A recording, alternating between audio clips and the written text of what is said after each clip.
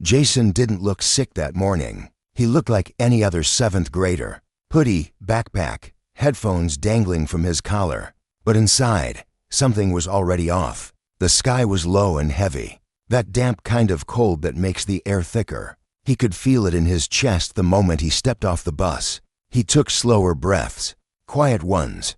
No reason to panic. His asthma had always been manageable.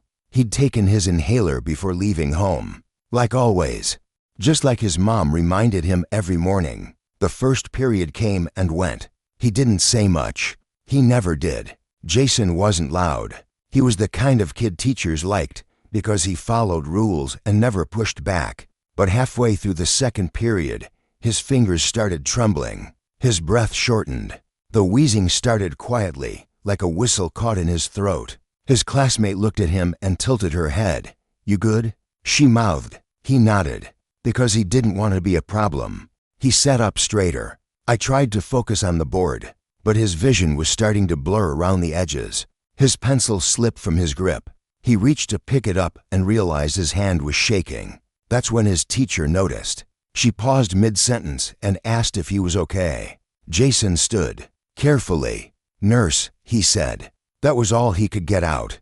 The teacher handed him a hall pass, told him to take it slow. He didn't respond. He couldn't. He just walked, one hand against the lockers, the other gripping the pass like a lifeline. Each step took more effort. The hallway stretched longer than it should have. He reached the nurse's office, opened the door, stumbled inside. She looked up from her computer.com, unbothered. Jason gasped the words, "Inhaler. Can't breathe."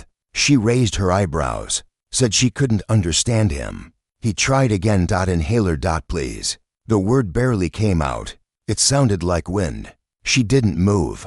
"Say it properly," she told him. Jason's hands were on the edge of the desk now, knuckles white, eyes wide. "Say please," she repeated. He did. He thought he did. But by then, his throat was too tight. She stood up, crossed her arms. "We don't make demands here," she said. Jason reached for the drawer where his inhaler was kept. She blocked it. "Do not touch that." He froze. He couldn't move, couldn't speak, couldn't beg the way she wanted him to. His knees buckled, and she still stood there. Then came the sound of the hallway door opening. Another adult, a teacher. Their voices were sharp with concern. But Jason didn't hear what was said, because by then, his world had gone quiet. He was on the floor, eyes wide, chest barely rising. He had asked for help, and help said no. But that wasn't the worst part. That came after the ambulance arrived. He had asked for help, and help said no. That image haunted every teacher who walked past the nurse's office that morning. Jason, on the floor, eyes fading, body barely moving. A boy who never raised his voice, who never talked back. Jason was the type of kid adults said they wished every student could be. Always early, always organized, quiet, respectful. He followed every rule, not out of fear, but because he believed in them. He believed school was safe, that grown-ups always did the right thing, that if something went wrong, someone would help. That morning, he had tried to follow the process. He didn't panic. He didn't scream. He walked himself to the nurse, gave her his words, asked the way he knew how. But it hadn't been enough. The paramedics found his inhaler locked in a drawer, 10 feet from where he lay unconscious. They asked the nurse what happened. She said he'd been disrespectful, that he refused to use proper manners, that he needed to learn boundaries. Boundaries. Jason's mother was called. She rushed from work, still in her uniform. Her hands were shaking when she arrived at the hospital. He was stable now, breathing with help, eyes closed, machines clicking steadily. She asked the doctors how long he'd been without oxygen. They didn't answer right away. One of them looked down, said the school should have acted faster. Jason's mother didn't scream. She sat next to her son and held his hand. She whispered the same words she'd told him every morning since he was 5. "Remember your inhaler. Ask for help if you feel it coming." She never thought she'd have to add one more. "Make sure they think you're being polite while you're dying." The school sent a message to parents that afternoon. Just a health scare. Nothing serious. Everything under control. But word spread. Kids talked. Some had seen Jason before he walked into the nurse's office. Others saw the ambulance. One girl cried in the bathroom, said she heard Jason wheezing in class, said she wished she'd done something. The teacher who found him didn't sleep that night. He told his wife what he'd seen, how the nurse just stood there. His voice cracked halfway through the story. The next day, he went to the principal, filed a formal report, but before he finished speaking, the principal leaned back and sighed. Let's not blow this out of proportion. That's when it started to shift. It wasn't just about Jason anymore. It was about control, about a system that punished kids for needing too much, or for asking the wrong way. Jason followed every rule, every single one, and still ended up in a hospital bed. But the real betrayal hadn't even started yet. That came when his mother asked for answers. Jason followed every rule, and still ended up in a hospital bed. His mother had questions, but before she could speak to the school, she needed to understand how it all unfolded. So she asked him. Jason was awake now, tired, quiet, still weak, but he remembered. He remembered how every step toward that nurse's office felt heavier than the last. He said the hallway felt too long, that it tilted, like the ground didn't want him to get there. He said he counted lockers to keep himself focused. 37 steps, one breath at a time. He remembered gripping the pass so hard it tore. He remembered how cold the doorknob was, and how quiet the room was when he walked in. No music, no chatter, just the sound of his own breath unraveling. He said he looked her in the eyes and asked, not perfectly, not loudly, but he asked. His throat was closing. He couldn't pronounce things clearly, but he said the word, inhaler. He knows he said please. Maybe not at the right moment, maybe not loud enough, but he said it. He said her face didn't change. She wasn't shocked. She wasn't scared. She just looked annoyed. She didn't check his breathing, didn't call for help. She asked for manners. Jason told his mom he was scared to raise his voice.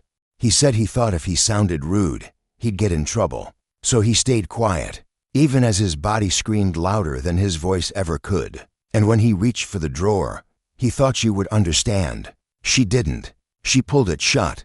He remembers the pain in his chest, not like a punch, but like the air was locked outside his body. He remembers his legs folding. And still, she did nothing. He remembers her voice saying something about boundaries. And then, the light above her head started to blur. The nurse didn't even touch him, didn't kneel down, didn't check his pulse. Jason said the last thing he remembered was the sound of his own breathing, and then not hearing it anymore. His mother sat beside him, eyes red, fists clenched in her lap. She knew she had to go to the school. She knew what she'd say, but she didn't expect the nurse to already be preparing a very different version of the story. And what the nurse claimed next would flip the entire school against Jason and his mother. The nurse was already ready. By the time Jason's mother walked into the school office, the staff had been briefed. The story had changed. The nurse claimed Jason came in agitated, disrespectful, demanding his inhaler without any explanation. She said he ignored instructions. She said he was aggressive. Jason's mother sat across from the principal. Her hands were steady, her voice calm but sharp. She asked one question. Why didn't she give him the inhaler? The principal hesitated, then said, because he didn't ask nicely. Not because he didn't need it. Not because there was any confusion. Because he didn't say please. Jason's mother blinked. She thought she'd misheard. She asked again, and the answer didn't change. The nurse had decided that tone mattered more than breath. That in a moment where seconds count, what mattered most was attitude. The principal folded his hands, said he understood her concern, but also said they had to support staff decisions, that boundaries were important. Jason's mother asked if they understood he could have died. He responded with silence. She asked if any of them had children. Still silence. She stood, left without another word. Outside the office, students walked past her without knowing. Teachers smiled politely. Life was moving on, but her son was still in a hospital bed. She went home and wrote everything down. Every word from that meeting, every detail Jason remembered. She sent emails, called the district, but the replies were slow, careful, non-committal. The school wasn't apologizing. They were preparing. They sent a new message to parents. They used phrases like misunderstanding and student misconduct. Jason's name wasn't mentioned, but everyone knew. The nurse told her side of the story to staff, said she was being unfairly targeted, said she was the victim. And just like that, the school closed ranks. But outside that building, the truth was starting to leak. A student had taken a photo of the ambulance from the hallway. Another had recorded part of the chaos as Jason was wheeled out. And one teacher, quiet until now, was about to say exactly what he saw. And what that teacher said would light the first real fire under the entire school board. The hallway was quiet that morning. Daniels had just stepped out of his classroom to make a quick call to the front office. He wasn't supposed to be there, but he was. And what he saw stayed with him. He saw Jason on his knees, arms trembling, eyes wide with fear. He saw the nurse standing behind the desk, still watching. At first, he thought she had already called for help, but she hadn't. She was saying something. He couldn't hear it all, but the tone was cold, like she was annoyed. Then Jason collapsed. Daniels ran in, asked what happened. She said the boy was being difficult. He didn't wait. He knelt beside Jason, checked his breathing, and shouted for someone to call 911. That was the moment the nurse finally moved, but she didn't kneel, didn't try to help. She walked to the door. Slowly. Daniels stayed with Jason, held his head up, tried to keep him awake. He didn't care about policies or manners. He saw a child who couldn't breathe. Later that day, he wrote a full statement, printed it, signed it, delivered it to the principal. The principal read it, then folded it and slid it into a drawer. No response, no questions. Daniels started to realize something. The school wasn't looking for the truth. It was looking for a way to make the story disappear. He didn't stop. He called Jason's mother, told her what he saw, said her son was telling the truth. She cried on the phone. He offered to speak to the school board, or the district, anyone. She thanked him, said he was the first adult who seemed to really care. That night, Mr. Daniels posted a short message online that no names, no school, just the facts. He described a boy being denied medical help, described a nurse who watched it happen, and the story started to spread. Comments poured in, messages from other parents, other teachers, people who'd seen the same kind of thing before and stayed silent, but not this time. And if you're the kind of person who believes stories like this matter, take a second to subscribe. These voices deserve to be heard, because the fight was only just beginning. And what Jason's mother uncovered next changed everything. Daniels had spoken. He saw what happened. He wrote it down. He told the truth, and the school stayed silent. But outside those walls, people weren't staying quiet anymore. Jason's mother shared Mr. Daniels' words, not online, not in a post. She brought them straight to the district office. She asked for a formal investigation, brought medical reports, brought her son. Jason sat across from the superintendent. He didn't say much, just answered the questions he could. He still had dark circles under his eyes, still tired, but he was clear, focused. He said he remembered asking for help, that he was told to say please, that when he tried, she still said no. The room was quiet when he finished. No one interrupted him.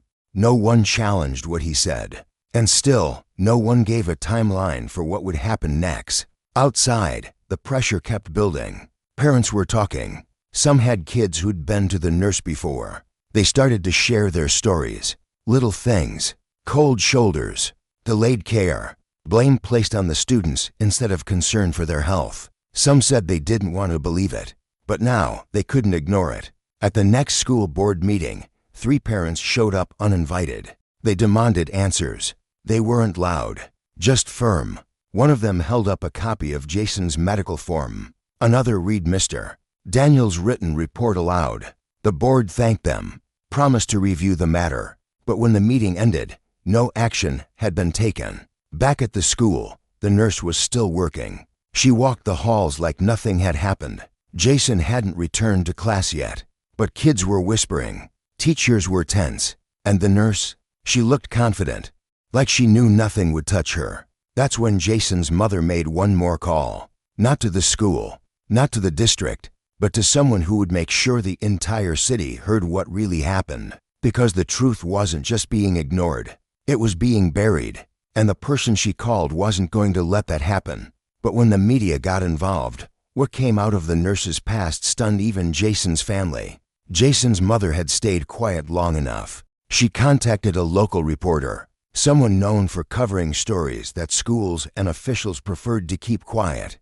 They met in a small coffee shop, just outside city limits. Jason came too, sat beside his mom, still quiet but alert. The reporter didn't take notes at first, just listened. Jason told his story again. Every breath, every step, every second he waited for help that never came. Then the reporter pulled out a folder. Inside was a background check on the nurse. Jason's mother leaned in. 2 years ago, the same nurse had been quietly transferred from another school. No explanation, no public record, just moved. But the reporter had found the reason. There had been a complaint. Another student, different situation, but the same theme. Delayed care, dismissive attitude, and again, no consequences. Jason's mother felt her stomach turn. It wasn't just a mistake, it was a pattern, and the system had protected it. The reporter asked one question: "Are you ready for this to go public?" Jason looked up, nodded. The story aired that weekend. A short segment, just 5 minutes, but it was enough. Parents were shocked. Comments flooded in. Some demanded resignations. Others shared their own quiet fears. The nurse was placed on leave. The school sent a new message to families. This time, the tone was different. Less control, more damage control. They called it an isolated incident, promised a review, but the damage was done. Jason returned to school the following Monday. He didn't walk in quietly this time. Eyes followed him down the hall. Some teachers nodded at him. One even whispered thank you. But the nurse's office door remained shut. And what no one expected was who would walk through that door next. Because Jason's fight wasn't over. There was still one person he needed to face. And what she said behind closed doors would change everything. And it wasn't an apology. Jason had walked those halls for years. But that Monday felt different. He wasn't invisible anymore. Students whispered his name. Some nodded. A few said they were sorry for what happened. Teachers were careful, more alert, watching everything more closely than before. But none of that prepared him for what came after lunch. A counselor came to get him, said someone wanted to speak with him. Jason followed her down the hallway, through a quiet wing of the school, into the office where the nurse usually worked. She was waiting there, alone, suspended, under investigation, but still in that room. Jason hesitated. The counselor said he didn't have to go in. He looked at her, then stepped inside. She stood, not defensive, not angry, just still. Jason sat across from her, didn't speak. She started talking first, said she never meant for things to go that far, said she was trying to teach him respect, that students forget how to talk to adults these days. Jason didn't respond. She said she thought he was exaggerating, that he didn't look that sick. She said she was wrong, but never said she was sorry, not once. Jason looked at her, his breathing steady now. He said one sentence: "I thought I was going to die." That's when her face changed. She sat down, finally, silent. Jason stood and left the room. He didn't need her apology. He didn't need her to understand. He just needed her to know what it felt like. He walked back to class. No one asked where he'd been, but something in him had shifted. He wasn't just the quiet kid anymore. He was the kid who had survived. The school tried to move on, but outside the walls, people were still talking. The school board called an emergency meeting. The district released a public statement. And Jason's mother, she wasn't done yet, because now she had a lawyer, and she was ready to do what the school never expected. She was going to court, and what came out during the hearing would tear the school's reputation apart. Courtrooms are quiet, heavy. Jason sat beside his mother. He wore a pressed shirt and held a small notepad in his lap. He didn't speak, just listened. Across from him sat the nurse, pale, focused. Her hands folded, fingers tight.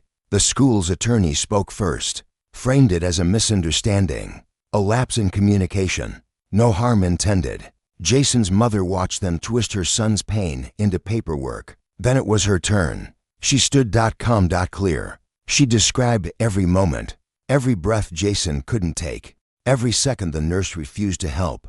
She held up medical reports, photos, the signed statement from Murdoch Daniels. Then she looked at the nurse and asked one question. "Why did you wait?" The nurse opened her mouth, closed it, then said she didn't think it was that serious. Jason's mother didn't raise her voice. She said if it wasn't that serious, then why was her son unconscious when the paramedics arrived? Silence. Then came the surprise. One of the lawyers presented internal emails, messages between staff. They showed the nurse had been warned before, not just once. Other teachers had complained, quietly, off the record. The school had known, and they did nothing. Gasps filled the room. The judge leaned forward, asked for clarification. The documents were clear. There was a pattern, not just with Jason, but with others. It had been buried, managed, forgotten. Now it was out. Jason looked at his mom. She looked straight ahead. This wasn't about money. It was about truth, about what it cost to finally be heard. When the hearing ended, the courtroom emptied slowly. Some reporters waited outside. Parents too. Jason walked through them without speaking, but his face said everything. And while the case wasn't closed yet, something bigger had already happened. People were watching now, and the school couldn't hide behind silence anymore. But even after the truth came out, the question remained, would there ever be real justice? The court didn't bring handcuffs. There was no dramatic verdict, no crowd cheering outside. But there was a decision. The nurse was officially removed from her position, her license suspended. A full investigation opened into her past conduct. The school issued a formal apology. Months late, quietly, the district promised new training, better protocols, more oversight. But none of that could undo what happened to Jason. He went back to school, finished the year. Some days were better, others harder. He still carried his inhaler in his backpack. But more than that, he carried something else. He carried the weight of having to fight just to be believed. He was 12, and he learned the hard way that rules don't always protect the ones who follow them. His mother kept every letter, every document, every message, not out of anger, but so no one could say it didn't happen. Jason didn't want revenge. He just wanted to breathe. And sometimes, justice doesn't come with sirens or headlines. Sometimes, it comes in the form of a kid who refuses to be quiet anymore. And if this story stayed with you, subscribe to the channel. There are more stories like this. Some end in justice, others don't, but every single one deserves to be heard.